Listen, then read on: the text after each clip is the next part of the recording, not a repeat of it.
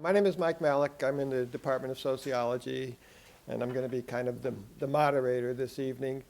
I'd like to begin, first of all, by thanking the Institute of Liberal Arts, which is sponsoring this talk, paying for this talk, as well as the Departments of Sociology and Economics and Psychology and the Carroll School of Management, all of which have contributed to this series of talks and conversations that have gone on throughout the year 2013. This is the fifth and final talk in this series. And it all started this wasn't really planned initially, but earlier this month I stumbled upon this website of a debate club sponsored by the U.S. News and World Report. And they were debating the issue of whether college athletes should be paid. And the way this thing works, as I understand it, is various people can chime in, make their arguments, kind of a blog type thing. And then those of us who are spectating, people like me, can vote. And one of the curious things I noticed when I stumbled upon this is that the two leading vote getters, the people who got the most reaction from the people looking at these pages, were Alan Sacken and Warren Zola. And as you can see here, Alan was number one. He had 131 positives to 99 for Alan. But on the other hand, Alan had more negatives than did Alan, 29 to 44. So I think we'll call it a draw in terms of popular opinion. So I said, hey, Warren is right next door. I'm in McGuinn, he's in Fulton. I've known Alan for 20, 25, 30 years. He's down the road in New Haven. Why not get them both up here and continue this debate in front of a live audience? So I contacted both of them. But one of the things the three of us quickly discovered was that there was more agreement, I think, between Alan and Warren, despite it says no for Alan and yes for Warren, but there's really more agreement when if you go back onto the site and actually read their arguments than disagreement. So we titled this tonight a conversation between these two gentlemen. And the format's going to be about 20 minutes each from Alan Sack and Warren Zola, and then maybe, depending on what each of them says, each will have maybe 5 or so minutes to respond to the other one.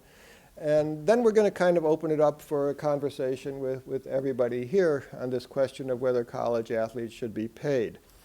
So let me introduce more formally our two speakers tonight. Alan Sack is a professor in the College of Business at the University of New Haven. He's the president of the Drake Group, and I want to give the Drake Group a little plug here. This is their website, the Drake Group, one word, .org.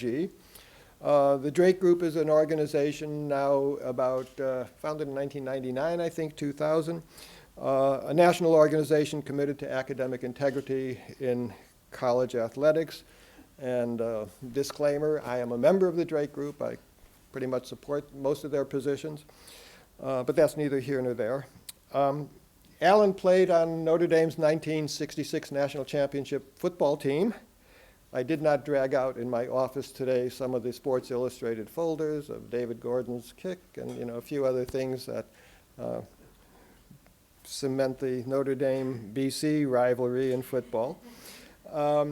Alan has served as the director of the federally funded Center for Athletes' Rights and Education, sponsored by some federal funds and also by the National Football League Players Association. Not the National Football League, but the Players Association. Players Association you can think of as a union. The Center of Athletes' Rights and Education has some interest in, if not the unionization, at least different ways of defining athletes' rights. He has done extensive research on sports industries, his work has appeared in numerous books and journals. He served as a consultant to the NCAA and as an expert witness, and has published numerous columns in places like the New York Times, the Sporting News, Chronicle of Higher Education. He is currently the director of the Institute for Sports Management at the University of New Haven. He's written 2 books on college sports, Counterfeit Amateurs, An Athlete's Journey Through the 60s to the Age of Academic Capitalism in 2008, and with Ellen Starowski, who was one of our speakers earlier in the year, College Athletes for Hire, The Evolution and Legacy of the NCAA's Amateur Myth. Warren Zola, our other speaker tonight, is an assistant dean for graduate programs in the Carroll School of Management here at BC. He also serves as chair of our university's professional sports counseling panel, where he advises student athletes pursuing career opportunities in professional athletics. Dean Zola teaches 2 graduate courses here, sports law and the business of sports. As an expert in the business of sports, sports law, and the transition of student athletes from college to professional sports, he has contributed articles to law review journals and media outlets such as the Huntington Post and the Sports Law blog. He serves as a frequent panelist and lecturer on these topics across the nation, recently presenting on the state of NCAA athletics at the United States House of Representatives, Energy and Commerce Committee, and the House Education and Workforce Committee. Zola received his BA from Hobart and William Smith College, his law degree from Tulane, and an MBA from Boston College. I didn't mention Alan's academic credentials. He graduated, of course, from Notre Dame, and although he was drafted by the Los Angeles Rams, decided instead to go off to graduate school in sociology. And Purdue got his PhD in sociology from Penn State. So we tossed a coin, and Alan is going to go first. All yours. Thank you. This, and give you your, You've been pretty good at this. give you your thing, and put you into full screen mode, and you're in business. Great.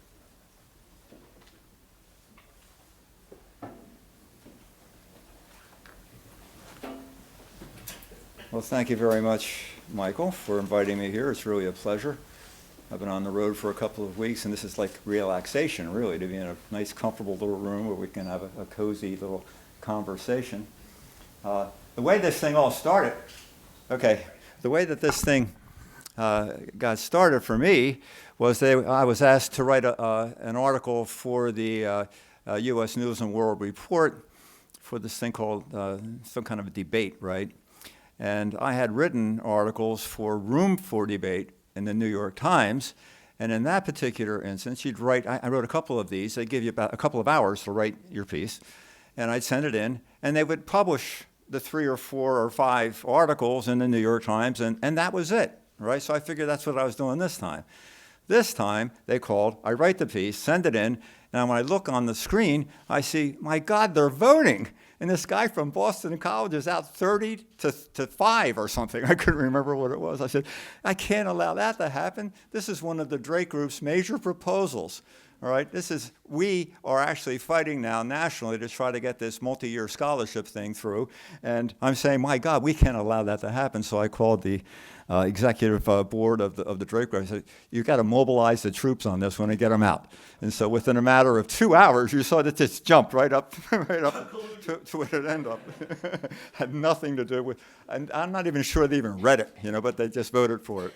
So that's politics. So leading into this discussion today, I just want to say I am talking primarily right now as an advocate and as a political kind of perspective in terms of a group that's trying to accomplish something in terms of reforming college sports. Earlier on, I had a very, very fine discussion with a class where my role was more one of a college professor, and I was trying to give 3 different views and give open points of view from all different sides on these debates. But tonight, I'm just trying to show you more about where the Drake Group is coming from, and I represent that organization.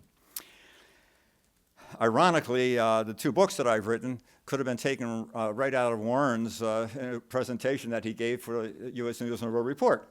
I've been involved in attempts to unionize college athletes. I've always believed they deserve to be paid in some form or other.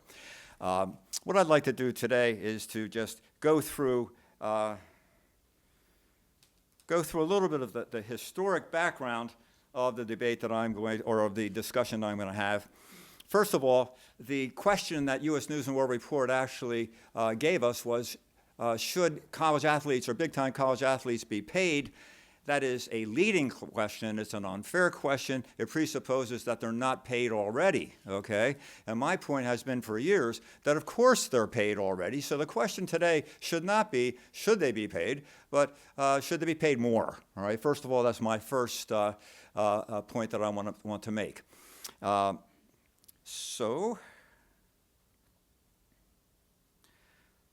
I don't think there's any way we can discuss this in a reasonable fashion without first looking at the historical context of this discussion, all right, the historical context. College athletes being paid. In 1906, the NCAA took a very strong stand against paying college athletes or professionalism. Right here you can see this quote. This is from I'm one of the few people, I think, in the world or in the United States who's gone through every one of the NCAA proceedings from 1905 right on through until almost, the early 2000s as part of some research that I had been doing. I spent 2 weeks going through it, so I think I know these rules. 1905, the NCAA was founded. 1906, they had their first organizational meeting. At that meeting, they developed bylaws. In their bylaws, they listed the violations of amateurism, and they included the offering of inducements to players to enter colleges because of their athletic abilities, or supporting or maintaining players while students on account of their athletic abilities, either by athletic organizations, alumni, or otherwise, directly or indirectly. They're already into the legal jargon in 1906, and they continue being that way. I won't repeat it, but the main point here is that athletic scholarships were a violation of NCAA rules in 1906. It was considered to be pay. I'll say it again. In 1906, the NCAA, in line with the British origins of this notion of amateurism and the leisure class in England in terms of how they define amateurism, it lays it out very clearly that athletic scholarships were and are today an inducement. Now, need-based financial aid was fine, but if you were going to give a young person room, board, tuition, and fees, or some kind of an athletic scholarship in return for their athletic services, this was considered a blatant, and I mean a blatant violation of amateurism. Now, the reason I'm going so crazy on this is I've said this a million times, it goes straight through people's heads, like they don't hear it. This is a violation of amateurism. All right, now, for the next 50 years, between 1906 and 1950, NCAA rules on amateurism were totally ignored by the general public. Amateurism did not have fertile ground in the United States. It did not. In the United States, we paid people, and we were involved in the early 20th century in an explosive industrial economy. Our values were totally different than those of the British elite leisure class. So for the next 50 years, you had under-the-table payments from alumni. You had entire communities getting together to raise money so they could bring in and entice some really great athlete to come and play for some school in the United States. In the 1930s or 1920s, the Carnegie Foundation came out with a report, and it just said that this kind of under-the-table payment stuff was widespread. So what's the answer? In 1957, very important date, 1956 legislation was actually passed, but in 1957, the NCAA for the first time offered athletic scholarships based on athletic ability. What Walter Byers, who was the executive director of the NCAA at that particular point in time, figured there's no way we can stop this. These kids are taking money under the table, and the alumni will not stop giving it to them. So why don't we create what Miles Brand has himself admitted was a money laundering scheme, whereby you would take the money that was coming from the alumni under the table and being given to the athletes and funnel that right into the financial aid office and let the university give the money to the athletes. All right, so that's what we have now, a nationwide money laundering scheme, which we call athletic scholarships, which again are a violation of amateurism. Very important for you to note this at this point. These athletic scholarships could not be reduced because of injury or contribution to a team's success. Why did they put that clause in there? It was because of workers' compensation challenges already taking place in 1957. Athletes who are being injured, now that they're getting athletic scholarships, does this constitute a contract for hire? Is this kid a really employee? Well, to avoid having to face that in court, Walter Byers and the NCAA and their attorneys decided, well, what we're going to say here is this is not a contract for hire because you cannot take this away. It's a gift. It's a gift to the athlete to further their education. It is not a contractual quid pro quo with an offer and an acceptance and a consideration. It is merely a gift that we're giving. It's a violation of amateurism from my point of view, but it's not employment at this particular point in time. Of course, what starts to happen? Here and there in the next 10 years, an athlete decides, well, hey, I have a full scholarship for 4 years, and they can't take it away from me. So they'd walk away. So it really happened. I studied in the archives, and I saw in Shawnee Mission, Kansas, a couple of letters to Walter Byers where some irate athletic director was saying, my God, Walter, how can we let this happen? I don't care what the kids say. This is a contract. These kids, some of them, have in fact taken their scholarship and decided to quit. All right, so we have to do something about this. And in 1967, they did something about it. It was called the Fraudulent Misrepresentation Rule. Allows cancellation for voluntary withdrawal, cancellation for failure to follow team rules. All right, that is embedded. To this day, that's embedded in the NCAA manual. That particular article is there. Still, you couldn't fire a kid because he wasn't good enough, and you couldn't take away their scholarship if they were injured. But you could take the scholarship away if they didn't follow the coach's directives and if they decided that they were going to fall asleep on a beautiful spring afternoon underneath the goalpost and just tell the coach, I'm not going to play today. You couldn't do that. You'd lose your scholarship. Very important date, and I'll show you why when we get back to 2012, 2013. 1973. This, I think, is one of the biggest changes that took place in NCAA history in terms of law, labor law especially. Scholarships can be canceled for injury, failure to meet a coach's performance expectations, or for just about any other reason. In other words, the coaches figured, not only are we getting rid of the kids who are, who have voluntarily withdrawn from sport or are not following the directions and are out there drinking all night long and violating the rules, but we have kids on our team who are trying hard, but they simply were recruiting mistakes. We got to get rid of them or we can't compete. This 1973 rule allowed for what I would call the firing of these college athletes who didn't really live up to the coach's expectations.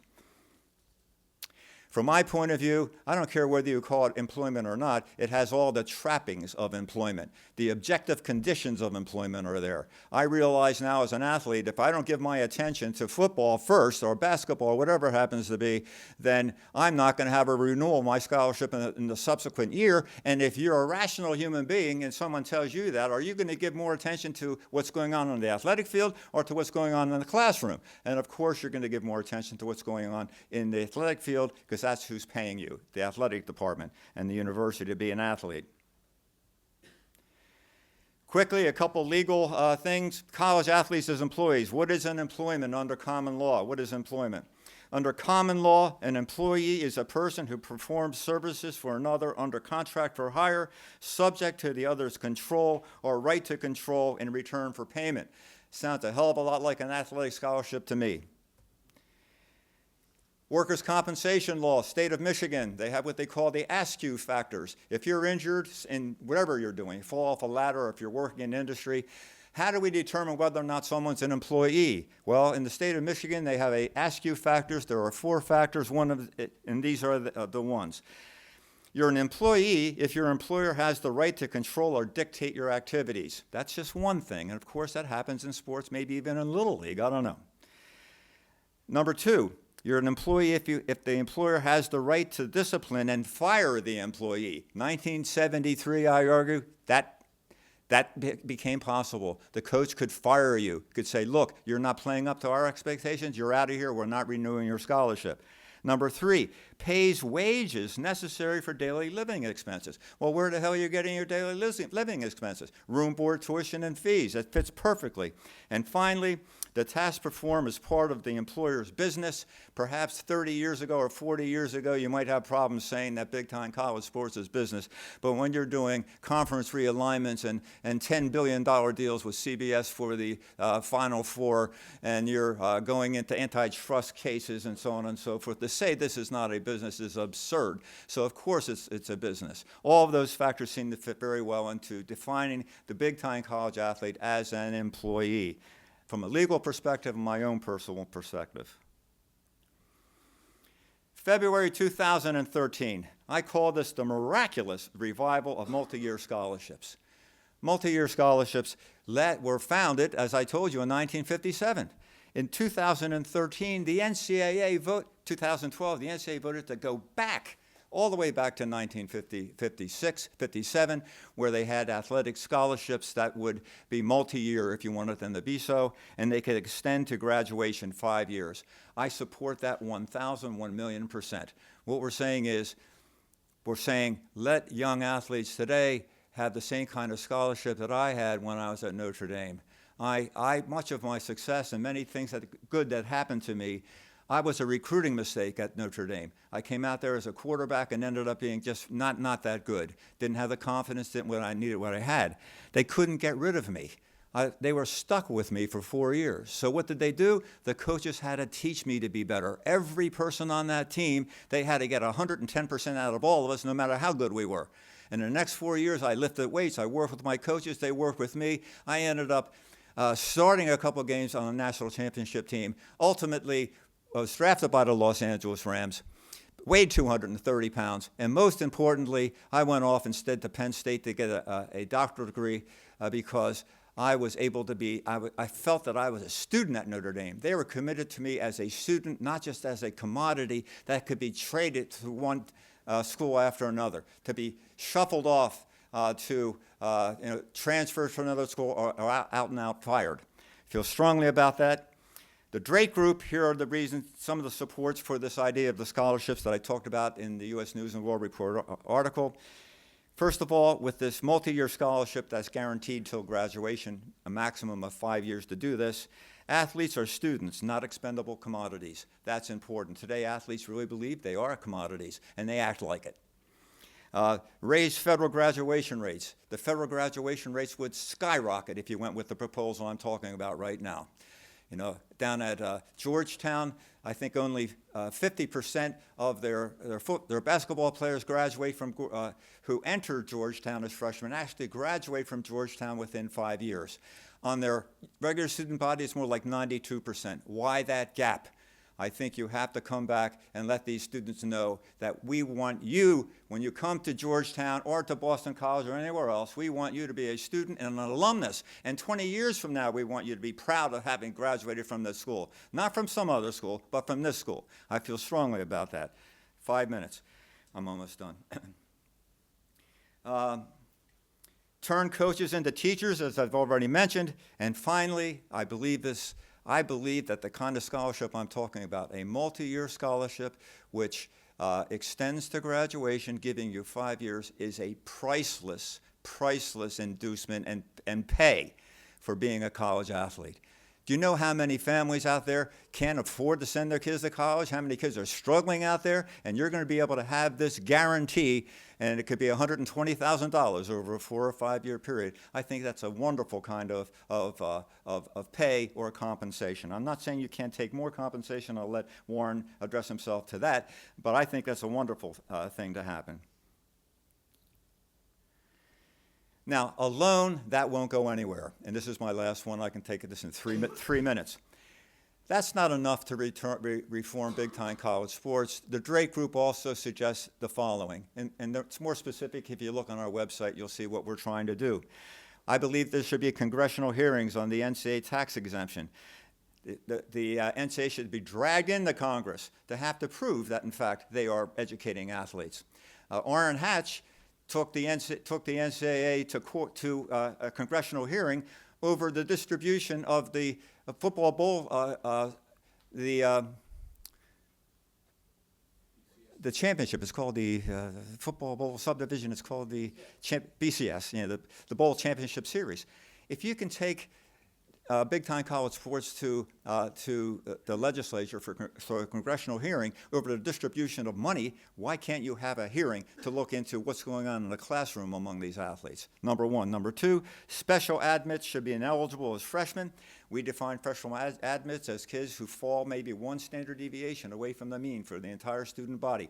No more should we be allowed kids who are admitted at very, very low levels to walk out onto the playing field. I believe that we should give kids a break. I believe in affirmative action. But when you do this and you take someone who is a special admit, there is no way they should be playing as freshmen. Maybe later on, but not as freshmen. And then the final one, require a 2.0 to continue playing each semester. That's pretty tough if you think about it a minute. And finally, no separate counseling centers for athletes, and I'm going to end on one statement.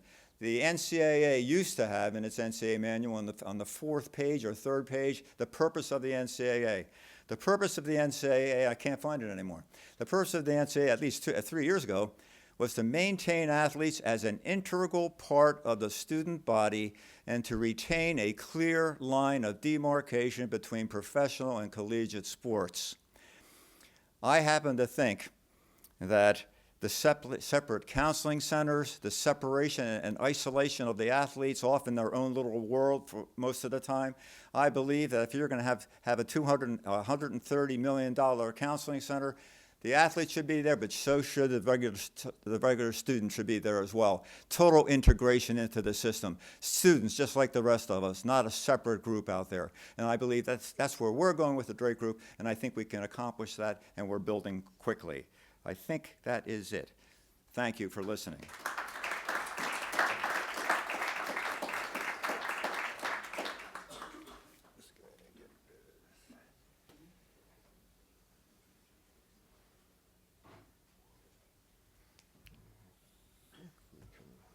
You want to get rid of this physically? No, I'll live.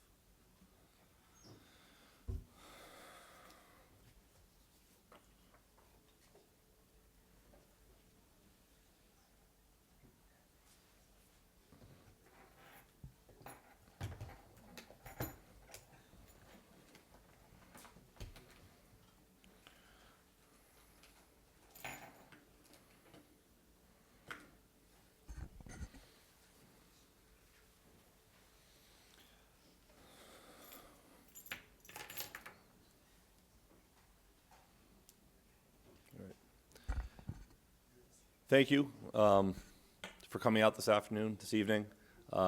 Mike, thanks for organizing and bringing us here. I heard you had some funding for pay, though. I seem to have missed that deposit into my paycheck, but we'll go back for arguing for greater compensation for all. And thanks to my class for showing up, athletics, my wife, friends, faculty, etc. A couple real quick caveats before I start. Number one, while this is certainly a home game, I'm a Boston College guy. I've been here for 20 years. I don't represent Boston College up here at the podium. These opinions are entirely mine. I don't work for athletics. I don't speak for them. These are entirely my own observations and opinions based on thinking and interacting with a lot of student athletes over the time. And I also want to be clear, I'm biased. I'm concerned about the welfare for student athletes. I echo Alan's sentiments about the importance of academics, graduation, leaving college with a meaningful education as opposed to going through a couple of classes so that you can stay eligible. And that means more than just getting a degree. That means career prospects. That means helping student athletes, whether they're seeking a career in professional athletics or in the real world when their playing careers are over, to make sure that schools do a better job of that. And I'm really proud of the work that Boston College does. Notre Dame is another school that does a tremendous job, but I think most schools are missing that boat in combining academics and athletics. And finally, clearly I'm biased. I think athletes need an advocacy group that's not there. There aren't many who are standing up for college athletes to argue for their rights, and so that's why I'm really happy for these types of events where those of us who feel that is a requirement have an opportunity to air their opinion. I also want to talk a little bit about making sure, as we talk about college athletics, there are over 1,000 schools that compete in the NCAA. Okay, only about 340 of those are at the Division I level. So for Division II and Division III, in my opinion, college athletics works tremendously well. The purpose of college athletics is to teach transformative values that you can't otherwise obtain in a classroom. Teamwork, dedication, working with others, the joy of winning and defeat. Those are things that in the classroom you can't really recreate, but that's what college athletics does. I think Division III does a tremendous job of providing those opportunities. Boston College has a broad range of athletic teams, partly because of our Jesuit mission to serve others and to educate the whole person. There's wide berth of opportunities that are out there. So when we talk about reform in college athletics or problems in college athletics, I'm not talking about the 1,000 schools that are competing in NCAA athletics. I'm not even talking about the 340 at the Division I level. I'm really beginning to isolate 65 programs or so that are competing in the Power 5 conferences. I think the Big East is slowly fading away. We can include them or not, but somewhere between 65 and 75 schools. And within those sports, within those programs, we're really talking about football and men's basketball. Okay? There are other schools and other sports where revenue is produced, women's basketball, baseball, men's ice hockey at a couple of schools. I know one of them. But for the most part, we're talking about football and men's basketball. So when I talk about failure, a lot of my comments really are geared towards those two groups. All right? The last point I'll make before I sort of get into things is that, in my opinion, change is coming to college athletics. All right? This conversation about do we pay college athletics, Alan's right. We've been paying for a long time. Okay? Change is coming. The question is, are we going to allow the courts, whether it's the O'Bannon case or a lot of other legal claims that are being made out there, whether it's worker comp cases, et cetera, or the legislature, whether it's going to be Congress or the bill that's going through the California system, to dictate college athletics, or are leaders within higher education going to actively come to the table, engage in dialogue, and shape this industry that so many of us care so much about? So that's why I've been really arguing for some of these things, is because I think it behooves us to sit around a table and have these debates about where should college athletics go, as opposed to having it dictated to us from the courts or the legislature. In terms of the current environment of college athletics, I had a whole bunch of slides and I decided to spare you. And a lot of it had to do with going through proving to you that college athletics is a big business. Right? I think I saved a whole bunch of time here, because I think we can assume the NCAA itself talks about generating somewhere in the neighborhood of $10 billion a year. Television contracts have gotten huge. The NCAA gets somewhere in the neighborhood of $770 million a year for its March Madness tournament. The new college playoff system, which I think the announcement of what we're calling that came out this afternoon. The television contract just for this college football playoff schedule is about $5.6 billion over a 12-year period. Now, the difference between basketball and football is pretty important. Not just the total dollars, but the fact that the basketball revenue filters back through the NCAA and then gets distributed to its members, but football revenue does not. The $5.6 billion is now going directly to conferences and schools and not going through the NCAA. So that's an important distinction. Obviously, big businesses happen when you look at coaches' salaries. There are 22 coaches, last I saw, who are making $2.5 million a year or more. Nick Saban is being compensated pretty close to $6 million this year for leading Alabama to a championship game in football. And as an outlier, certainly not like most institutions, but you look at the University of Texas. They just signed a $300 million television contract for 20 years, and 4 employees in their athletic department are being paid a total of $10 million. Their athletic director for men's athletics, their football coach, their men's basketball coach, and their women's basketball coach. $10 million for those 4 individuals. Again, it's an outlier, but that gives you a sense of big business has hit college athletics. The last thing that I want to talk about as we define this landscape of college athletics is the role that the professional leagues are playing. So when you think about the 4 major sports and you think about college athletes coming to play at institutions across the country, the way that the leagues and their unions have collectively bargained has an impact here at Boston College and at most schools. Why? Because depending upon draft eligibility rules, that dictates which student athletes need to attend or spend time somewhere before they can go pro. Hockey and baseball have a pretty decent system. Hockey, you're drafted at 18. That team owns your rights. You have a right to go to college or leave anytime you want. Baseball, you have an opportunity to be drafted 3 times. You can be drafted out of high school. If you decide to go to college, you can be drafted after your junior year. If you decide to return, you can be drafted after your senior year. So both for baseball and hockey, if you are an elite athlete and you have no interest in getting a college education, there is a path directly to the pros for you. Unfortunately, in football and men's basketball, that is not the case. Football has collectively bargained a 3-year window. Basketball, as of today, has a 1-year time limit. So what that means is there is a minor league system that by necessity has evolved in those two sports, requiring that these people go somewhere, meaning college, before they enter the pros. That's not the NCAA's fault, but it's a reality that has an impact on our college campuses.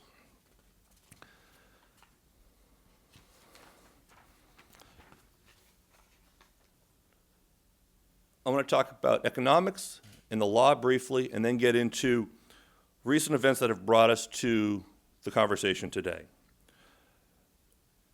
In terms of economics, I don't need to go back to Adam Smith's Wealth of Nations in 1776, talking about that markets generally find a way to find efficient outcomes.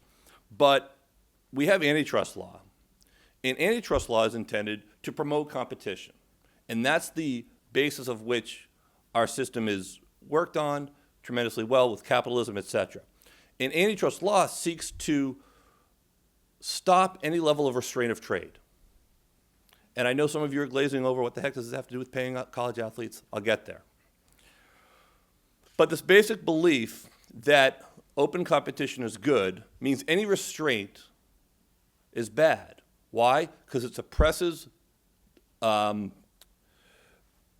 progress, it increases prices, and it delivers, it reduces the quality of the product. So the more competition you have, the better results you've got in the economy. So the Sherman Act seeks to restrain trade.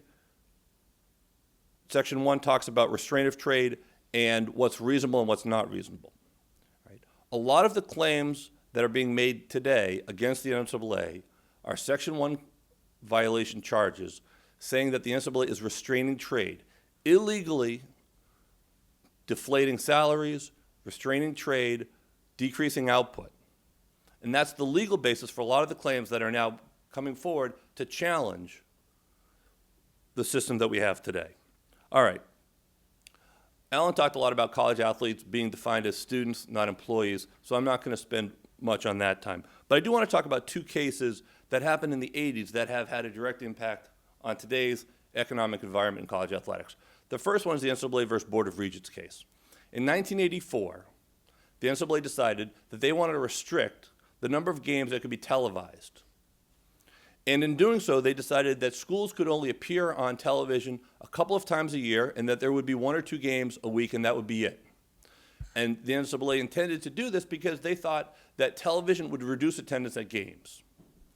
Now, a lot of the football power schools wanted to be on television as much as possible. It generated excitement and it generated revenue. So a bunch of schools, Oklahoma and Georgia specifically, sued the NCAA.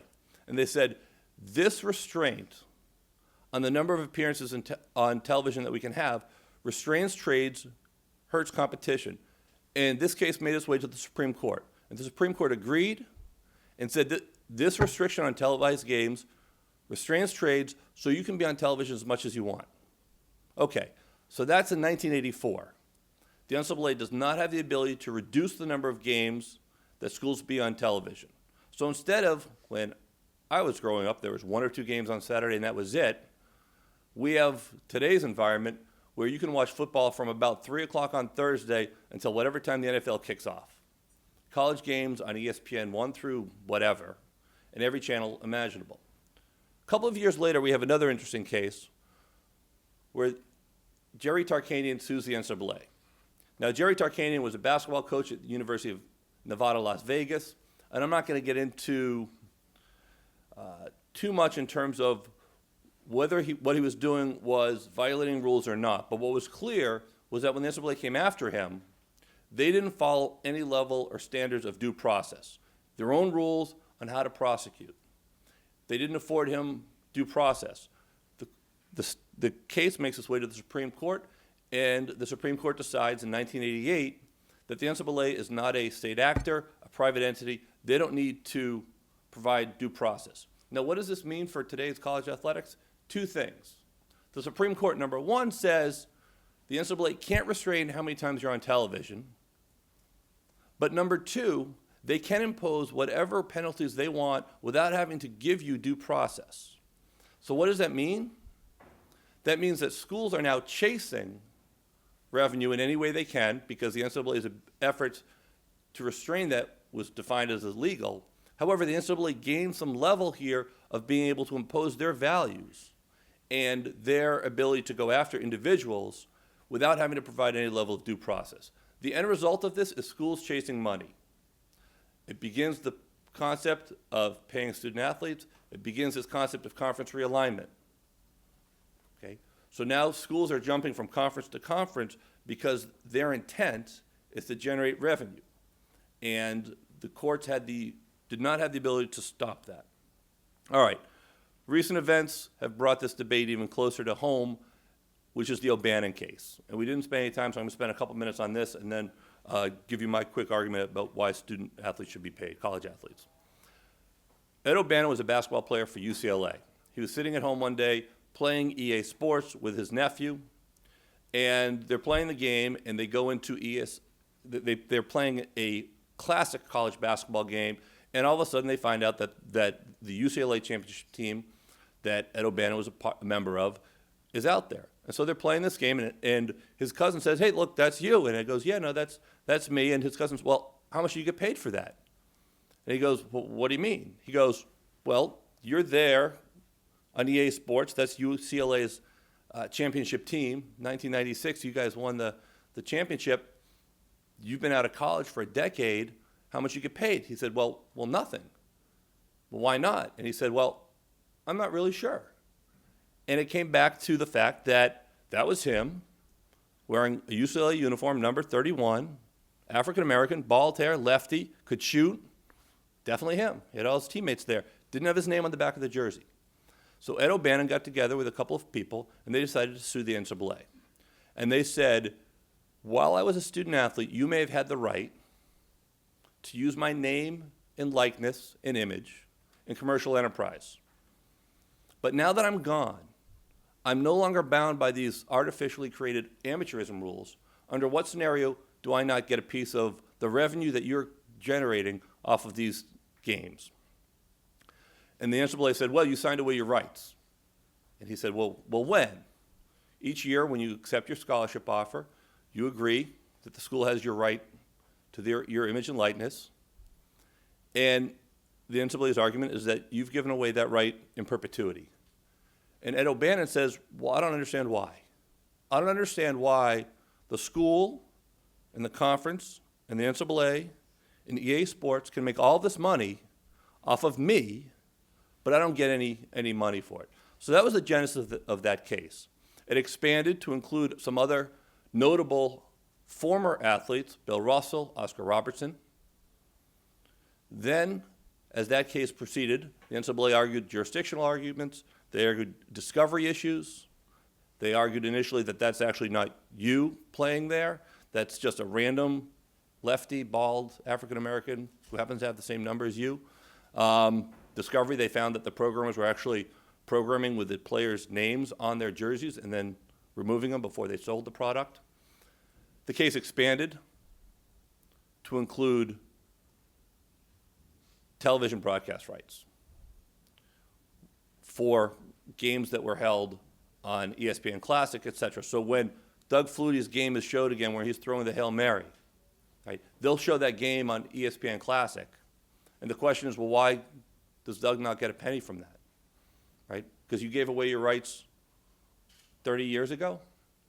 So they're seeking to get revenue from that, and they've broadened the class to include current athletes.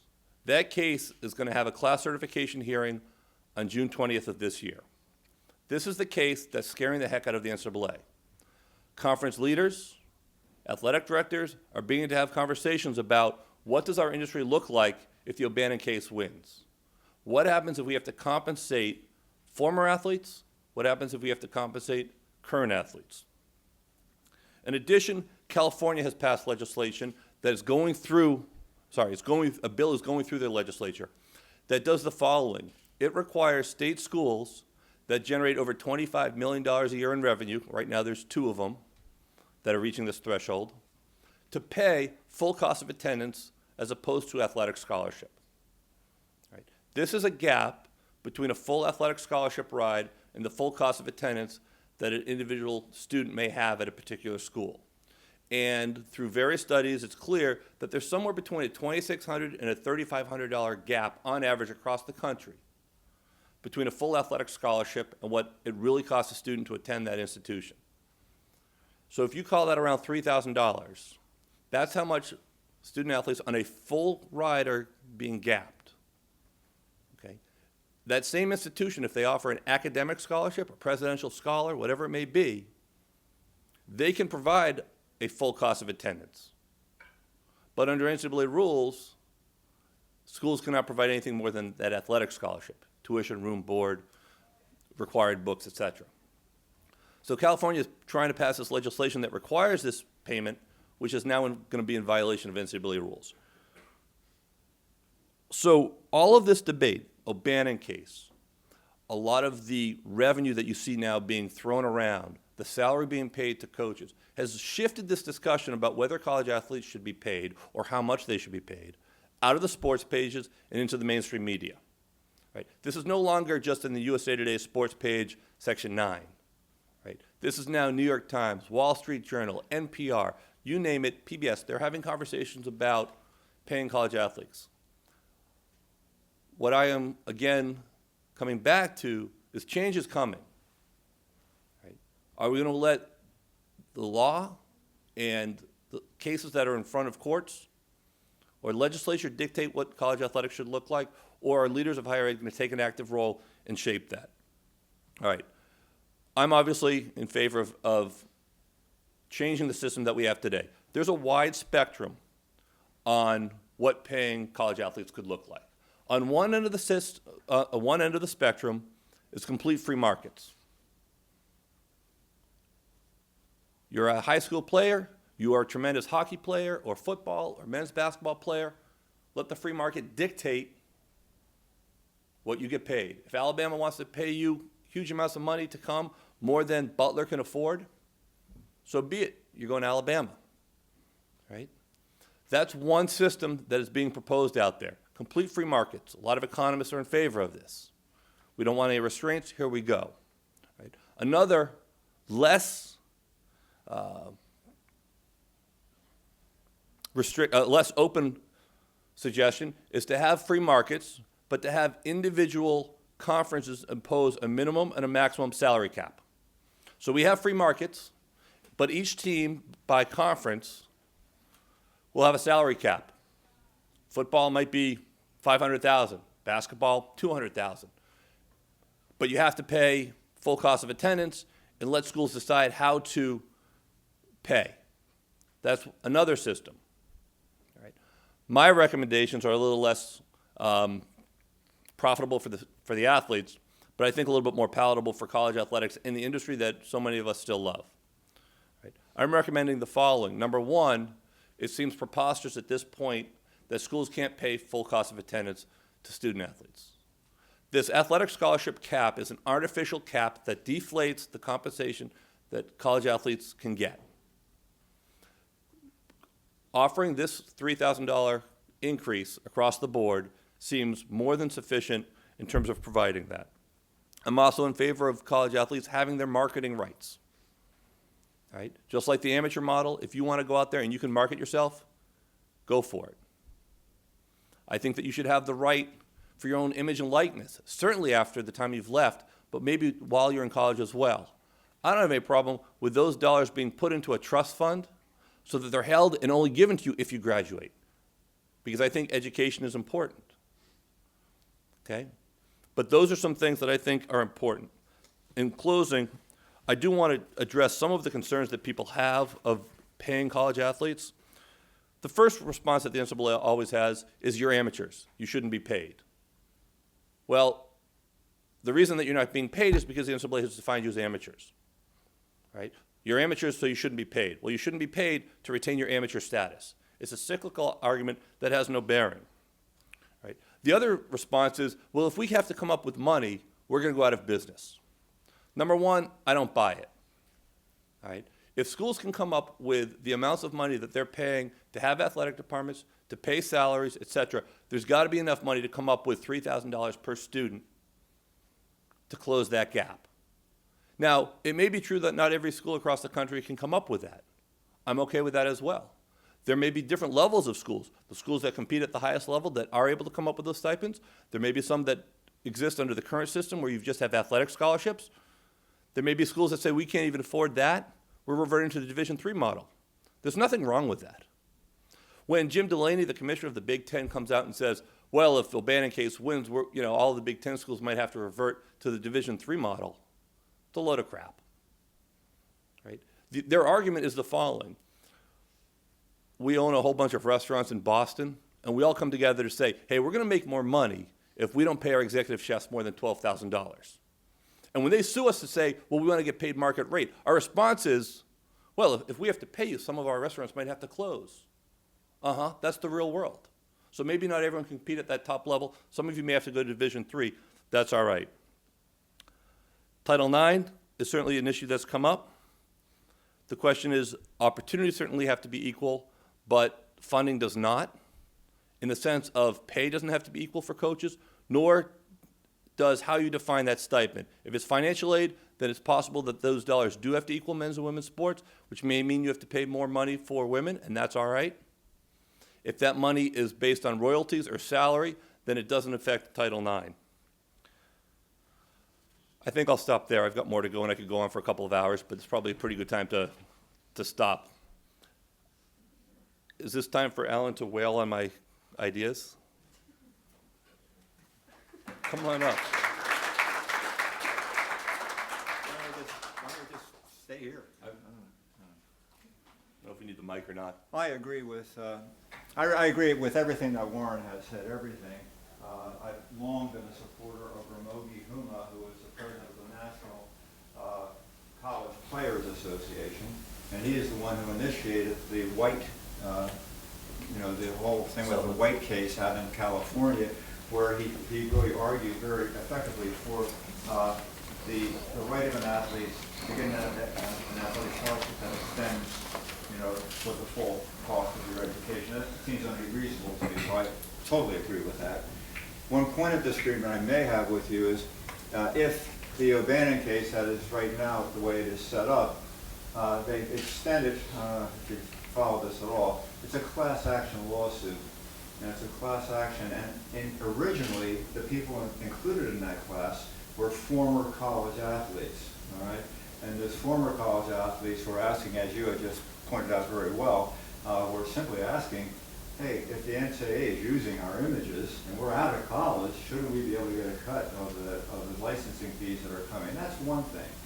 But not maybe a year ago, the plaintiffs in that case decided to extend the definition of that class from former college athletes to current college athletes. All right, and that's going to come up before the courts in June. Now, if they extend that class to include current college athletes, and in addition to that, if they, instead of just going after the licensing money, they have thrown in there that they want a cut of the television revenues. If you take the licensing revenue plus the television revenues, now you're talking about billions and billions of dollars. And so my disagreement is, we can go back on this, I believe that could break the NCAA. I don't think they could come up with the money. I think they could come up with the money to take care of the full cost of education, and there's no reason why they can't do that. And I think they can come up with the money to even take care of the licensing. But I'm not sure that big-time college sports or that the NCAA can really pay for what the payment would be if in fact you're including television revenue in that deal. And that's going to be a big, big thing that's happening.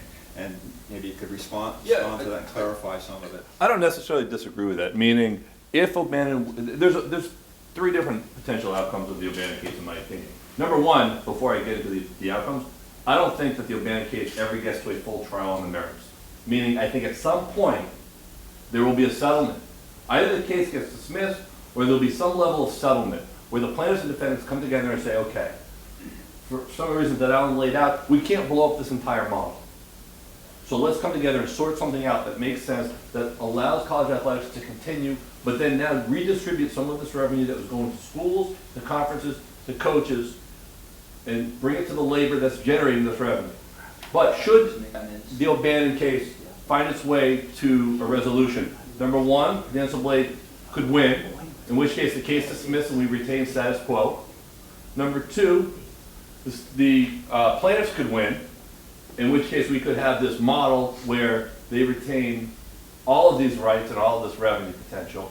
Or you could have a case where the courts decide that the plaintiffs win, but the damages are minimal, sort of like the USFL antitrust case, where the USFL is able to claim that the NFL had a monopoly, but the damages were $1, which, as my class will tell you, under the Clayton Act got trebled to $3, and with interest was a whopping $3.76. But again, I agree that I think the outcome of the O'Bannon case is this really scary, huge gorilla in the room, which is why I encourage leaders of higher education to get together with the plaintiffs, to get together with thought leaders on this topic, to come up with a resolution, because a scenario could be you've got to pay all of these things, in which case we're talking about collective bargaining with the union, with college athletes, to come up with a system to retain how things could. And the last thing I'll mention is if O'Bannon looks like it's going to win, the very first thing that the NCAA is going to plead for will be for the student athletes to come up with a union so they could then enjoy the protection of a labor exemption, meaning that anything that's collectively bargained could restrain trade. I have one question for Brad Bates, athletic director. Okay. I'm really just a fan here listening tonight. This isn't fair. I've been following for the last couple of months in fact, I've been looking through the data and trying to figure out what are the characteristics of the universities that actually supported the multi-year scholarship thing, and what are the characteristics of the universities that did not support the multi-year scholarship vote that came up, last year. And what I found was there was a very strong statistical relationship between the academic prestige of the institution and whether or not they supported that legislation for multi-year scholarships. In fact, the federal graduation rate for the general student body was the best predictor of whether or not they would support the multi-year scholarships. So the higher the graduation rate, Oh, yes. less likely they were to support. Yes, the higher the federal graduation rate for the general More student likely. body, the more likely to support multi-year scholarships, okay? Now, I looked through all those schools, those really high-end schools, and there were some people who were not necessarily going along with that trend, all right? And you had Southern Cal. Southern Cal has a federal graduation rate for its general student body of around 89%, and their football team is about 45%. I mean, the gap is absolutely incredible. So I can understand perhaps why they voted against multi-year scholarships, because they're probably getting rid of some athletes along the way, or encouraging them to leave, or they're going up to pros, or what have you. Believe it or not, UCal Berkeley, incredible. This is a school that I see as one of the finest schools in the world, let alone in the United States. It has a federal graduation rate for its general student body of around 93% or something like that. Its football team is down around the 40s.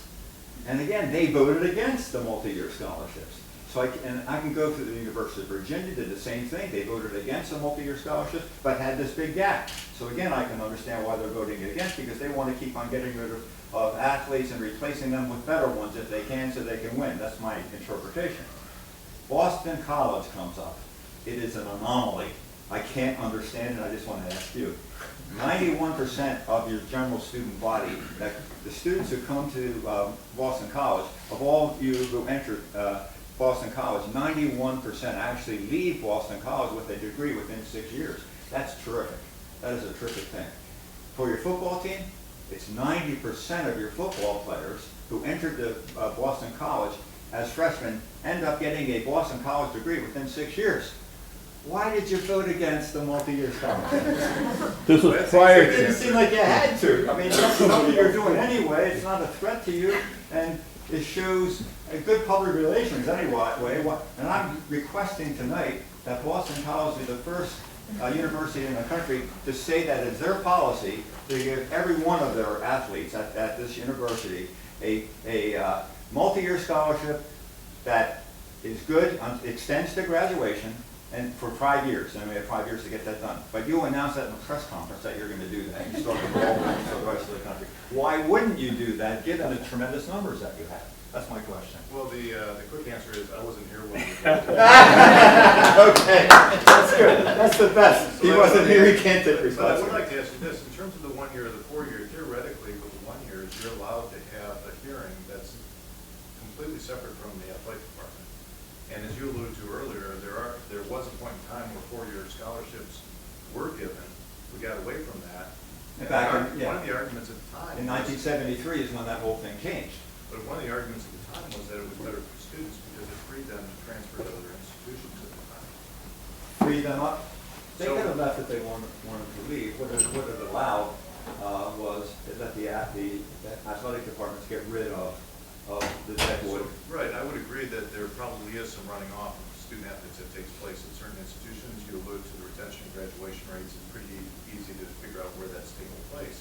At the same time, my personal belief has always been they're both the same.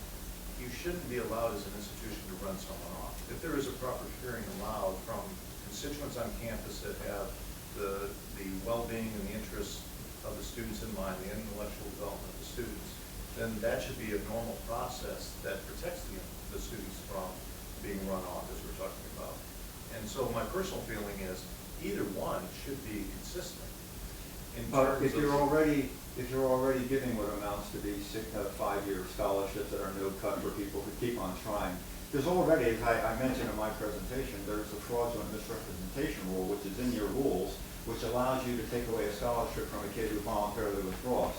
And you're also protected if you have an athlete who is not following the coach's rules and regulations, you can get rid of them as well, even under the system I'm talking about. Yeah. So what are people afraid of? Why not just commit to the whole deal for a multi-year scholarship for up to 5 years until graduation within that period of time, and making it clear to parents when you walk in to recruit them, as they were to me. I had Notre Dame coaches come to my house. I had the University of Pittsburgh people come to my house to recruit me when I was in high school, and they said, Mr. and Mrs. Sack, my mom and dad, if your son is injured or if your son ends up not being as great as we think he's going to be, and it's not, he is still going to be a Notre Dame graduate. And that just seems like such an easy thing to do, especially for a school like yours, which already you're already doing it. I mean, you're maintaining those athletes. Obviously, you're not running off kids, and you're keeping them here. Even if they are recruiting mistakes, you seem to be sticking with it. Yeah. So that's why my question. And if you would just think about that a little bit. Well, I'm trying to get Notre Dame, I'm trying to get Stanford, I'm trying to get the top schools in the country together in the Drake group to come forward to, as a group, or get the Big Ten maybe, to come forward and say, we are buying into this thing, and then it starts the ball rolling, so throughout the entire country we can have that going. Just a thought. Think about it and the politics of it. And so. Okay, I want to turn it to everyone else. I don't want to cut you off, Brad, if you want to say more. But I'm sure Thanks for coming anyway. I really appreciate it. I'm sure there are plenty of people in the audience who have some thoughts, questions, objections, whatever, so feel free to address it to one or both of our guests. I have a question more for our student athletes. A lot of the proposals on how to improve things, like having Alabama bid for high school quarterbacks, are really radical. I don't see them happening. Actually, not only could happen, but used to happen. That I think would make for a better world would be, again, freshman eligibility. Freshman ineligibility. If you go back not too many years ago, I don't know when it changed, but 2 or 3 3 decades. 1972. Nobody played varsity ball if they were freshmen. Michael Jordan played freshman ball at the University of North Carolina. And it seems to have, it has some advantages. One is students who are coming and transitioning into a very time-consuming world of academics and athletics will be able to concentrate on academics in that first year. It also, I think, would do away with the current sort of Kentucky mode, where students come in with obviously no interest at all in getting a college education. They play ball for the Kentucky basketball team. Last year, they won a national championship, and all the 6 or 7 leading scorers around the NBA. It was just total and utter fraud. But that wouldn't happen. Is that a bad? And I'm asking this more about the student athlete. Used to work. The current system's got advantages and disadvantages. What would you think about a rule in a world in which you could play varsity ball starting your second year? I think it's certainly one scenario, and there's some merit to it. I'm not sure I'd support it entirely for a variety of reasons. Number one, look, every school is different, right? And every school needs to recruit to that institution. So there's a ton of student athletes who could certainly compete at our teams here at Boston College, who compete at Notre Dame, that we don't recruit because they can't handle the academics. We know who we are, and we know that as a student athlete here, there's no hiding. There's no separate dorm. There's no separate facility in terms of you can hide and not be integrated. There's no separate major. So I think for a school like Boston College, the system that we have today works. I think that what you could do is you could set it up at a conference level where conferences come together and say, okay, well, is this something we want to consider or not? I think the ACC, with the number of private schools, we have, I think it's 8 schools ranked in U.S. News top 40 in the country, unheard of. I'm not sure the ACC would require something like that. The other thing I would say would be on your Kentucky argument. Right? I understand that those who are fans of college athletics see this issue of Kentucky and they say, this is awful. Okay? But I think 1 year of college is better than none.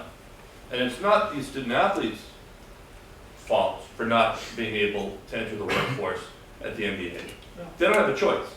So if that institution says it's okay with us for them to come here for 1 year, we understand they're going to be here for 1 year, they have to retain eligibility, and 1 year of college is better than not, if that's how that institution wants to recruit, then that's up to them. That's not something, that's not a model that I think that Boston College should do. Again, my opinion, not those of my employer. But I think that's a scenario. But I'll stop there. I don't What know. about athletes in the room? Is that a bad idea? Athletes in the room? Well, isn't that more on the NBA? Isn't that more on the NBA than The Kentucky thing is, yeah, I think those kids should be able to go from high school to the NBA. Like, I think that the NBA needs to change their rules to stop the one and done. It doesn't, I mean, Right. because who would go, if the NBA didn't change it, I mean, who would go, and you couldn't play freshman ball, who would go to college? I agree with you. But this is a gentleman who's been both Notre Dame and Boston College. Yeah. It's okay if I call you all right, so well done. I'd like to respond. The Drake Group's position on that is that we support the idea of freshman ineligibility. One of the problems with freshman eligibility for everyone, however, is that there are quite a few athletes who are coming in who are quite prepared and as freshmen to be able to go into the classroom and do quite well. In women's sports, many women are coming in better off than the men at the higher levels, and why should they sit out a year when in fact they could come in? I think everybody could probably, everyone who's an athlete could probably benefit from sitting out a year and then proving that in fact they really want to be at that university to be a student first, therefore they're willing to sit out that year. There's some problems with that. The other, or another option might be, and we think that perhaps the idea of not allowing special admits, and when I say special admits, I mean kids who could not have gotten into your university do not fit the profile of Boston College, and you don't do that quite often.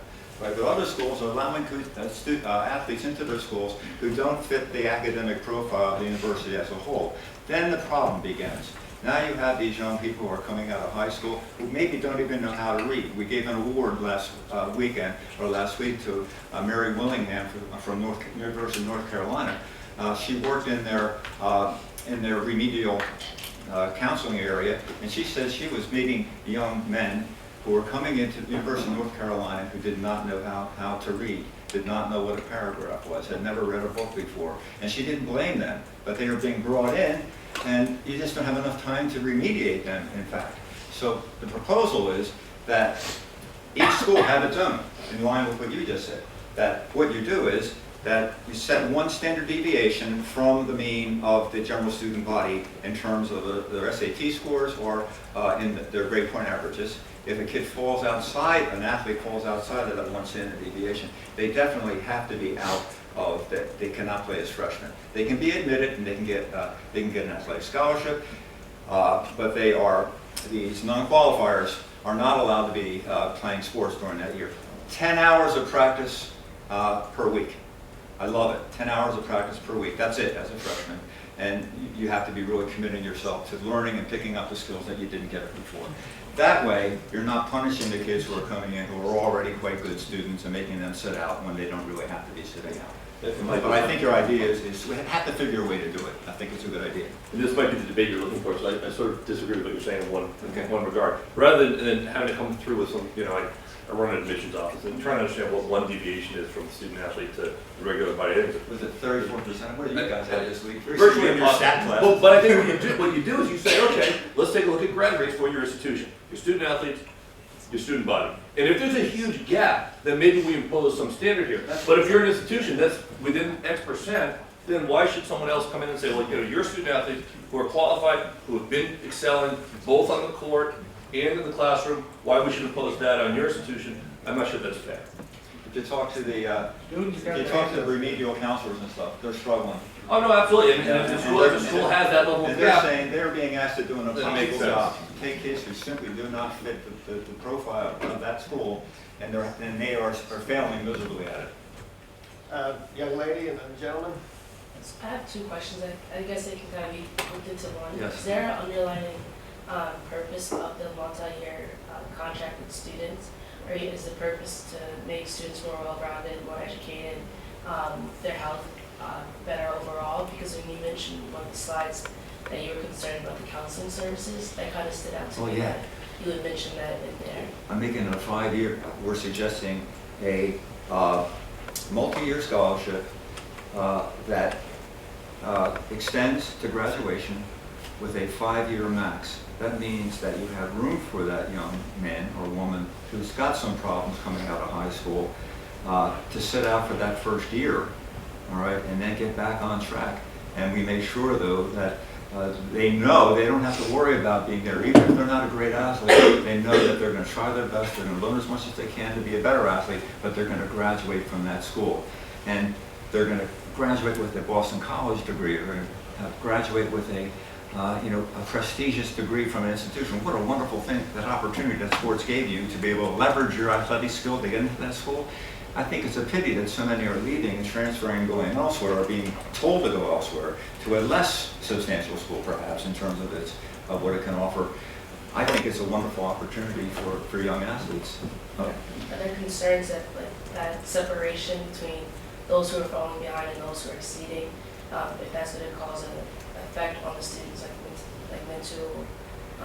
You're saying is that? Are they going to feel as though they're Oh. inferior to those who are already been? Oh, yeah, a stigma? A stigma, Because, yeah. a stigma. That is an issue, the stigma.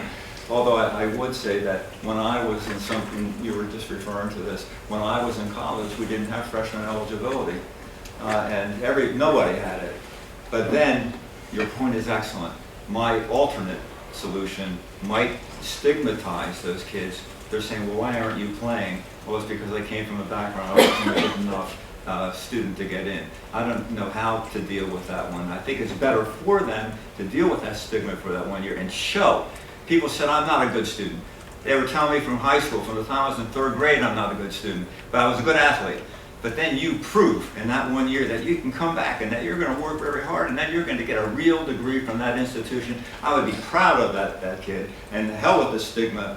They did what was necessary to become a well-educated citizen of the United States coming from that school, and we're not just exploiting them. That's the best I can do on that. I just want to piggyback off that with one real quick comment. And we haven't really used the term exploitation, you just did a little bit there.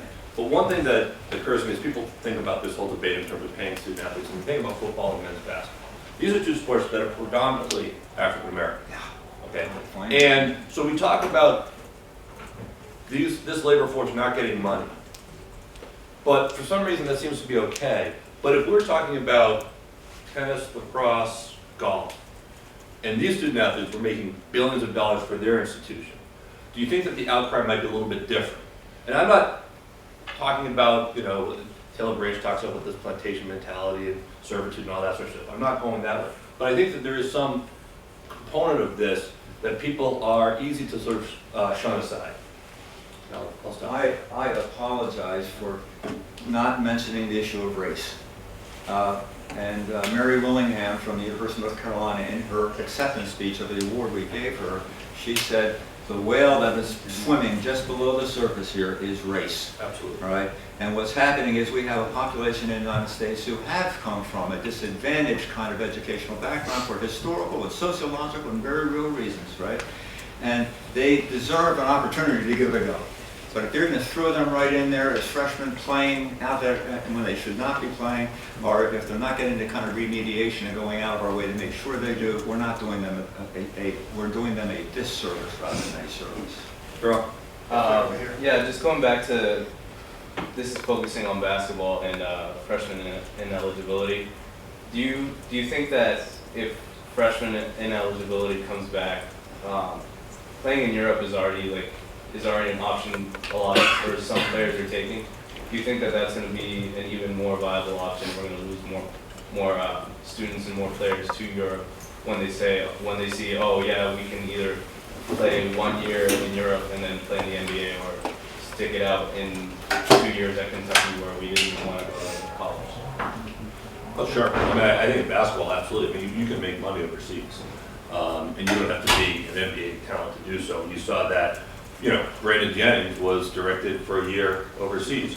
Jeremy Tyler from California left after his junior year in high school to go play overseas and make money. Senior year, what would have been senior year in high school, his freshman year. Now, unfortunately, he didn't turn out to be the talent that everyone thought, so he didn't really make it to the NBA. But I think you certainly see that in that sport of basketball. And the problem, again, comes back from collective bargaining. The league and the union decided 1 year. And the league would love to make it 2 or 3 years.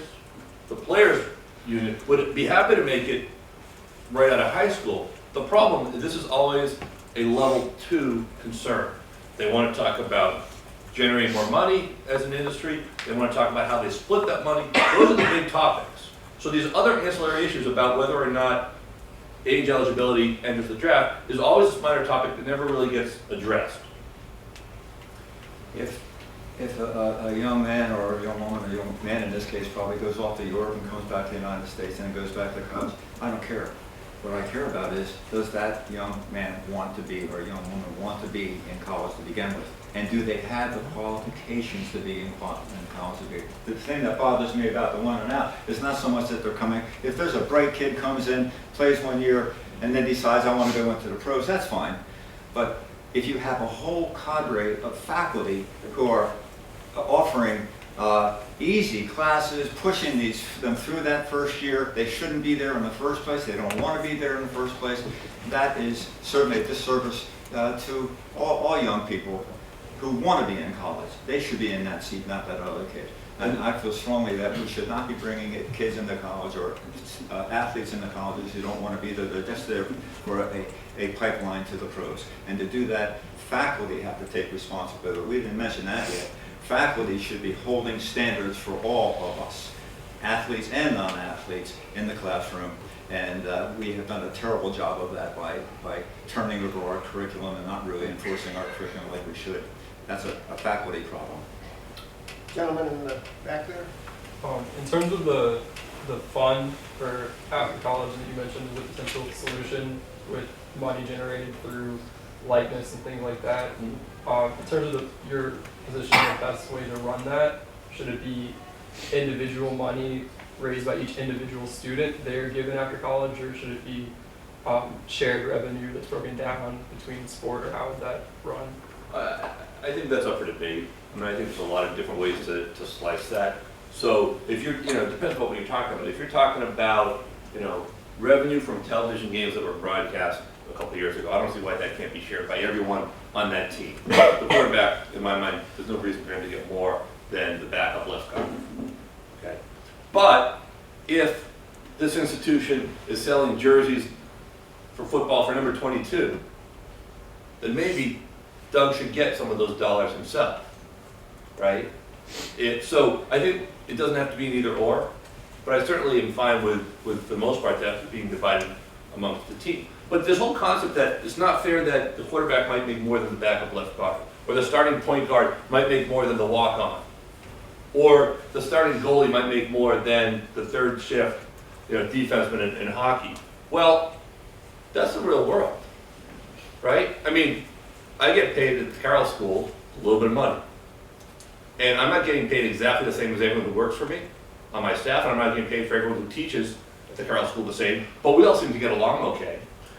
It's not like we're being less efficient because, one faculty member makes more and this employee makes less. It doesn't impact our efforts to work as a team each day. Back here, and then here, and then here. Back to the point about freshman ineligibility and basing that off of like statistical data with the standard deviation. How do you think that's going to affect high school athletics? Because there's already a lot of like recruiting that happens at the high school level that's straight up illegal. What's going to happen is more high school athletes are going to realize that unless they improve their performance in the classroom in high school and in elementary school, they're not going to be able to play when they get to college. If they get there at all, they're going to have to sit out that first year. One way to avoid that stigmatization that we're talking about is to start taking your academic development seriously. I'm talking about a cultural change in this country. I think that some of the rules I'm talking about will change the culture. That in fact universities have given the misimpression, they've given the impression to young kids that if you simply are a great athlete, we're going to let you in no matter what your grades are. And the other kids in that community are seeing that. They're seeing that so-and-so went off to the University of Arkansas, or to the University of Alabama, or wherever it is, and they know he didn't really work very hard. They know that he didn't have very good grades. So they're saying, why should I spend time in the library?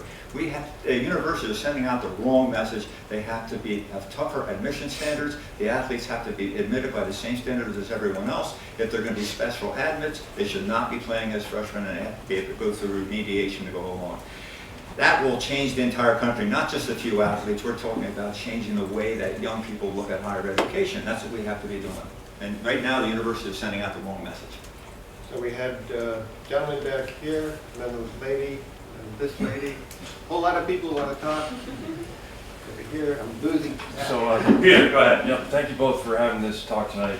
Much appreciated. I might be taking this a step back, but I guess my question to both of you is, does it really make sense to have one governing body for all the different division in sports?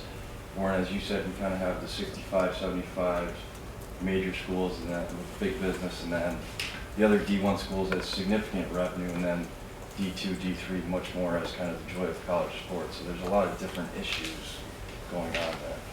Yeah, I mean, and one possible outcome, and I think a real possible outcome, is that some of these elite schools leave the NCAA.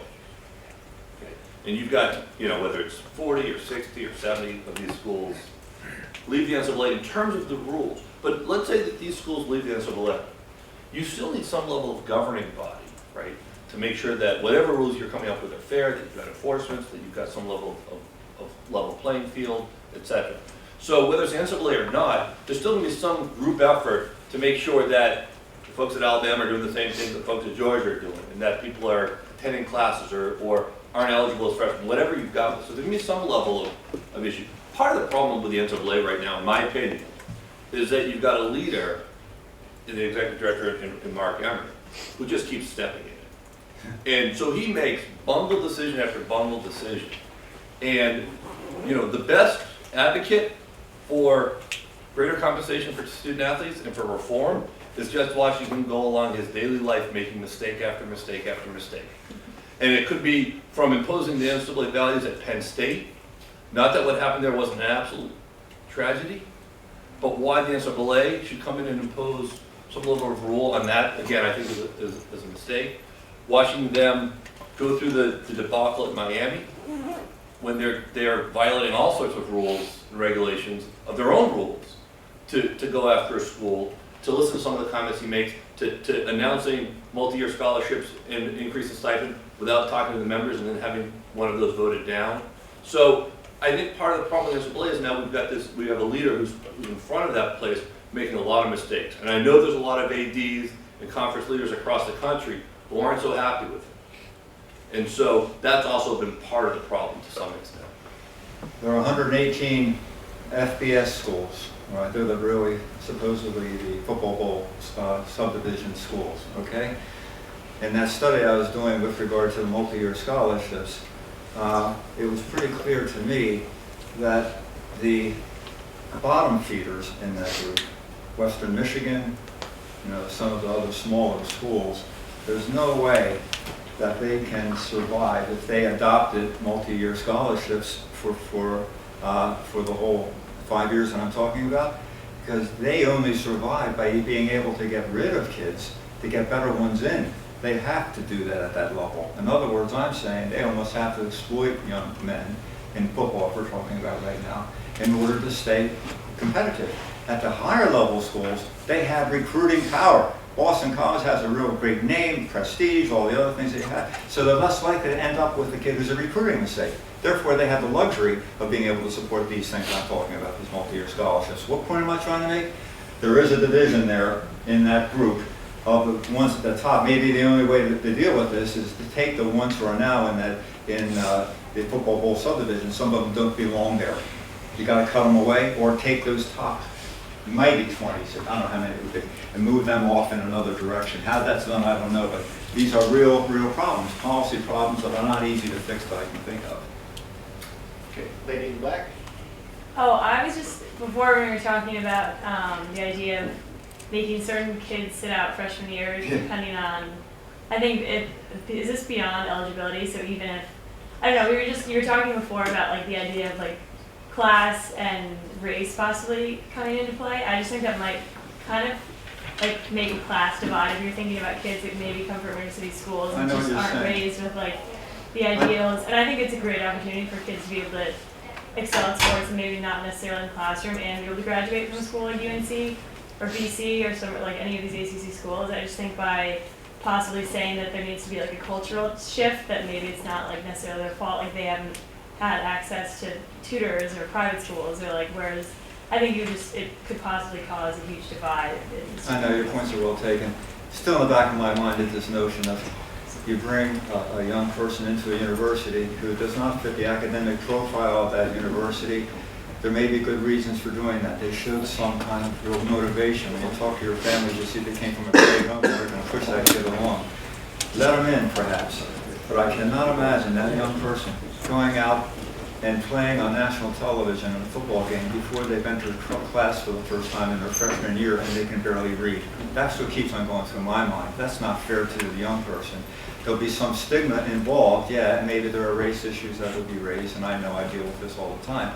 But I think we have to hold the line on that one. Otherwise, we just cut out all efforts to try to give that young person a chance. Just say, no, they can't come to the university at all. I'd rather have them come to the university. If they look like they have that kind of possibility, just sit out a year and prove to us that you want to be in college. Prove to us that you want to be a great athlete, plus you want to be a really great student. If you do that, that seems fair, and it shouldn't be stigmatizing. I just think if they come into the school with that mind frame, like, that might encourage certain athletes not to stick out 4 years if their intention is to play professional sports. Well, that's true, but I think it changes the culture then. Now you have a lot of young men who are going to the colleges primarily because they want a professional career, and they don't care about school at all. They shouldn't be there. And once they realize they're not going to be able to get through this system in the college and universities, it's going to trickle down to the high school teachers, to the junior high school teachers and elementary school teachers, and to the parents. We've got to start caring about education in this country. We're falling behind the rest of the world, and we're supposedly the best school system in the world, and we are starting to fall behind other countries that have a razor focus on education. We have a razor focus on sports. It doesn't make any sense for the whole country and for race and for all the different people who want to move ahead into this great society that we live in. And I think sports is that important from my point of view. Yeah. Okay, I've got, try to give everybody a shot at this. Back here, and then I've got the gentleman in the back, in red. Well, I know you two want to get in, but you've spoken already, so I want to give other folks a chance who haven't spoken, and then stick you in the queue. So where are we? Right over here. Right, so just briefly echoing that last point, that was largely my concern as well. Certainly not being able to read is an extreme example, but something like an SAT score, lots of folks are going to question the validity of that metric in admissions. And rates in class are going to come into question, absolutely. And so to take a kid who maybe didn't have parents who are paying thousands of dollars to teach them to take the SAT, and then you're saying you're also not going to be able to compete against those 6 other people who came to try to get that starting position as quarterback, you're kind of already assuming that they're not going to be able to handle the academics when there are very race in class reasons that might not be predictive of their abilities in the classroom from the start. And then my other question, and maybe it doesn't necessarily relate because it's not necessarily going to be that people are going to have a free ride, but would there be limitations or restrictions then, say, on special admits because they're legacies or because their parents donated a library, but they don't, say, meet that profile, whether or not they cut it in the classroom or not, should they then not be able to be part of student government or part of other organizations as well, especially, say, they go to Boston College for free because their parent is a professor here? Sorry, I have a 17-year-old Jimmy. That's admission you're talking about. I'm talking about allowing these young people to get in, let them be admitted to have an athletic scholarship, and to even practice during the week. But they have to wait a year before they can actually go full-blown into the athletic realm. Okay, so that's not really that much, it's not as big a punishment as saying, no, you're not allowed because you don't have adequate SAT scores. Plus, it could be the GPR, the grade point average. It could be either or. We've talked to people on the N4A, the National Association of Athletic Academic advisors. Academic Advisor, and they're struggling with this thing you're talking about. What should it be? They think reading is very important, and they find one of the biggest problems that they have is when they have a young person who can't read. And most of what you do, 90% of the classes that you take, you have to admit, reading is the thing you do most, not mathematics even. I'm not saying math's not important. How many of you how many of you are taking more than one math course while you're here at Boston College? Raise your hands. How many have 2? Whoa. How many have 3? But usually it's not that many math courses. How many of you are taking many courses where it's mostly reading? And I think that's the point. I think we would like to emphasize the reading part and get them up. If they don't read well enough, get them off that level. Something that we can sit down and really intensely over and over again to learn the language. You raise very important questions, but I really believe we want to turn things back to educational issues. What about, I know some students are admitted at BC not athletes, but they are admitted contingent upon they do a summer program, kind of a pre-college prep. Is there something that athletics could require for that? And then you could also get a better sense of, is it a matter if they don't test well on the SATs because they didn't pay for that fancy prep, or there are some real reading issues? Your admission. Well, BC doesn't do that anymore. They used to do a lot of that, especially in the summer. Look, the bottom line is I think any school has a right to decide who and how to admit candidates that they want. And it's up to them to uphold whatever standards they've got for graduation. So if your institution decides, look, we like that donor who generates a lot of money to donate because we now need a science tenured faculty chair, then that's okay. I think every school should allow to make that decision. I'm not quite sure why freshman eligibility or ineligibility is the entire solution to the issues that are facing college athletics. I think there's some components to it, but I think there's a lot of schools that are doing a pretty good job of it right now. I think there are schools that are doing a lousy job with graduation. I think this school is trying to address that in terms of APR. You saw UConn ineligible. I don't think they're going far enough. If, the University of Cincinnati during Coach Huggins' tenure had a 0% graduation rate, right? That's a problem, okay? The school chose to ignore it. So that's on them, and maybe that's a school that has all sorts of requirements, ineligibility, whatever. But most of the schools that are doing a pretty good job, I think, should be allowed to make decisions on admissions, allowed to give students a chance. And I also, quite frankly, think that I've seen a lot of students at this school and others who are marginal candidates in the classroom, but if they didn't have athletics, they didn't have that bond with their teammates, they wouldn't have gotten through. And I've seen some of those folks who got injured, didn't compete their freshman year, they failed out because they lost that group, that cohort to help them along. So I've got some different opinions on freshman eligibility. And There's some merit to it. my concern is that University of North Carolina, one of the finest schools in the country, a massive cheating scandal with so many independent studies, no-show courses where you didn't have to, they call them paper courses, where you're supposed to do a paper, who knows who did the paper. They found this is widespread, and the governor of that state had to step in and take a look at it. At Auburn University, only a couple years before that, the same thing. State USC. University of New York, the flagship academic school in New York system up there at Binghamton.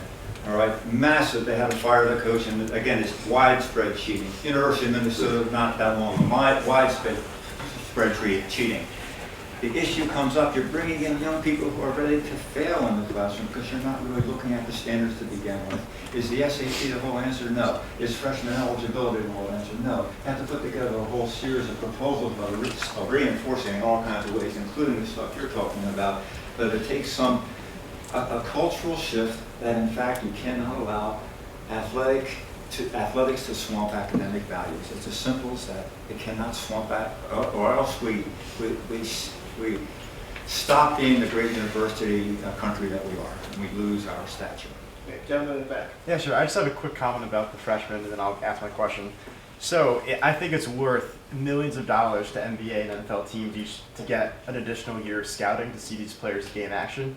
So I just don't see, with all that money involved, how it'd ever be possible to rescind the freshman ineligibility. I think it's always going to be there that freshmen are going to be eligible to play. My question for Warren is that you mentioned the $3,000 per year. So do you think it's feasible to limit that to kind of the typical revenue sports like men's basketball or football?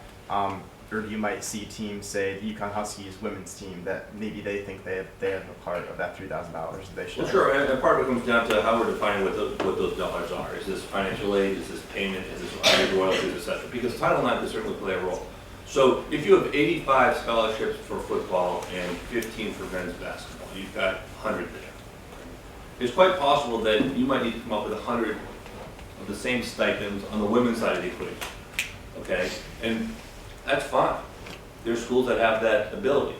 I'm not sure where the law is going to fall in Title IX because it's really a proportionality of opportunity as opposed to dollar figures, because we can pay a basketball coach differently, men versus women. There's the courts have been clear on that. So, but again, I do think that when you talk about paying athletes, if you're talking about sort of my ego, the Zola plan, where I'm talking about closing that gap between cost of attendance and athletic scholarships, I think that could be a boom for women's athletics, and I think that's great. Okay, gentlemen. So there's a ton of ways to get yourself ineligible to play via NCAA rules. And a lot of the reasons that people, like in the NBA for instance, skip their year and go to Europe is because they can chase money such as endorsement. So where do you stand on student athletes seeking endorsement deals? Say it again, seeking? Endorsement deals. Oh, endorsement deals. No, I like that idea. I've always felt that since they started paying college athletes back in 1957, and I keep in front to remind you of that argument, that the athletes are already paid. Amateurism has become an anachronism. It's not there. It's not there since they started in 1957, giving room, board, tuition, and fees to these athletes.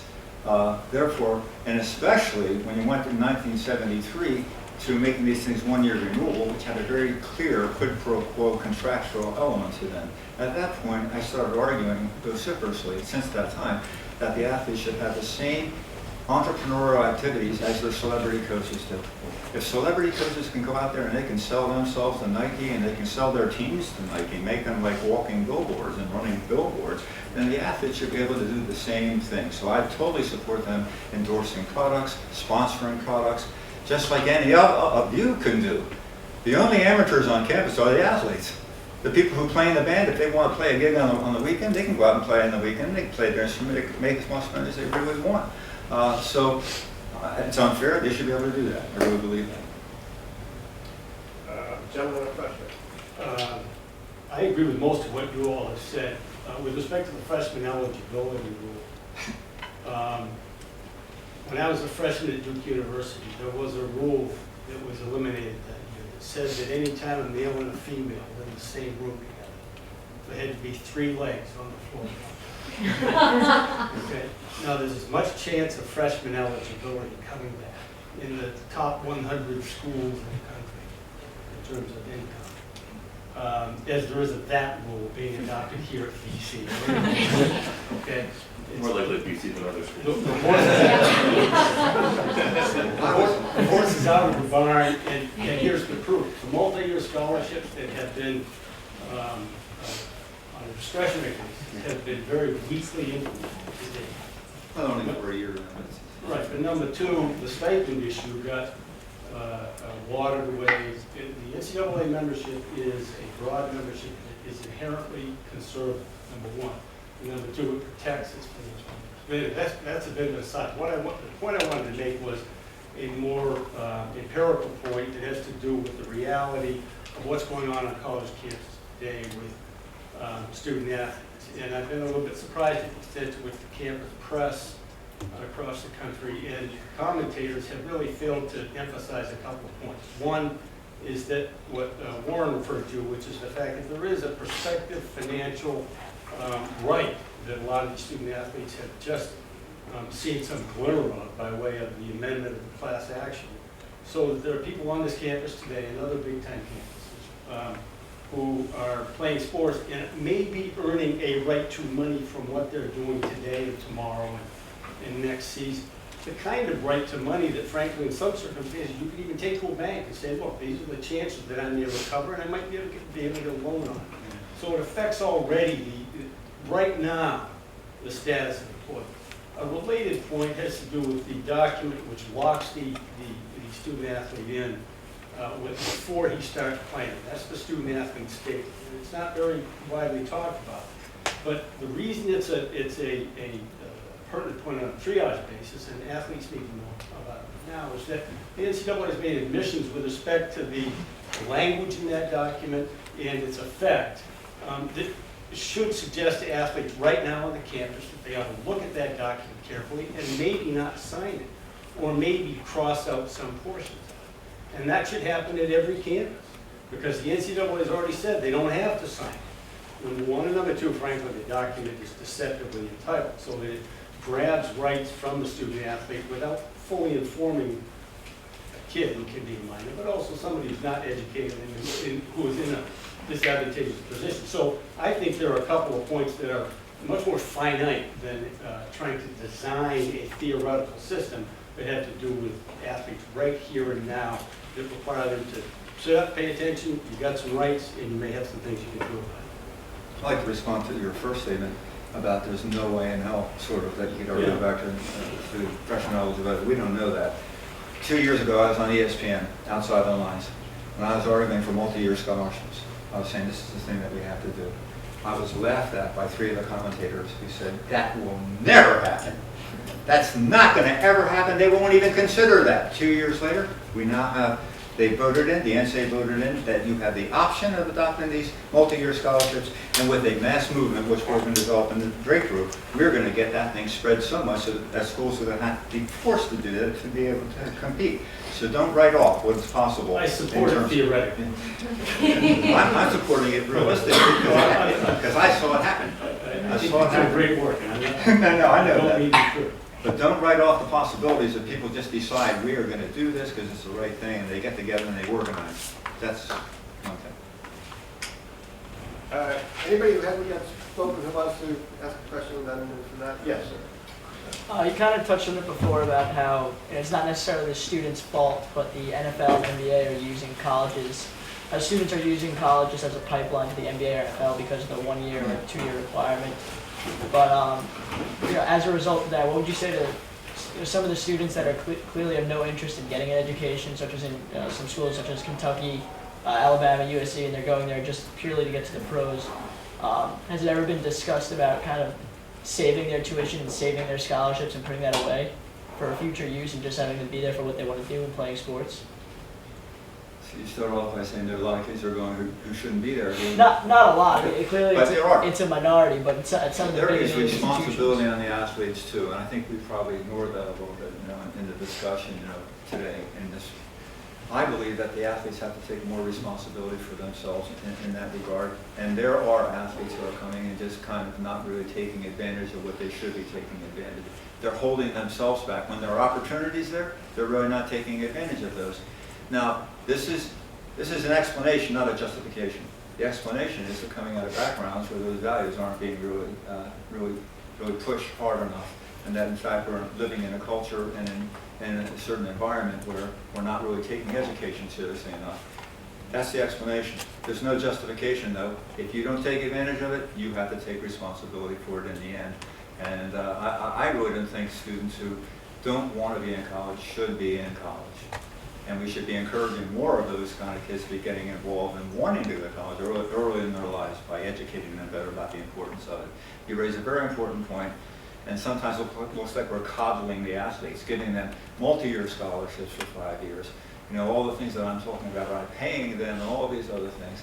Don't they have that responsibility to be working harder at it? Yes, they do, but we have to give them the opportunity, once they decide to try to do that, that we're not keeping them up, getting them up at 6 o'clock in the morning, lifting weights, and being under the gun of their coach from sun up to sundown, and expect them to be really learning much what's going on in college. But your point's well taken. I don't think they should be in college, those kids who want to go into that. Unless they want to get an education at the same time. There's nothing wrong with going pro. That's a fine profession. Okay, I'm reading the audience, and people starting to drift out. So I'm going to close the formal part of it right now. I want to thank Alan for coming.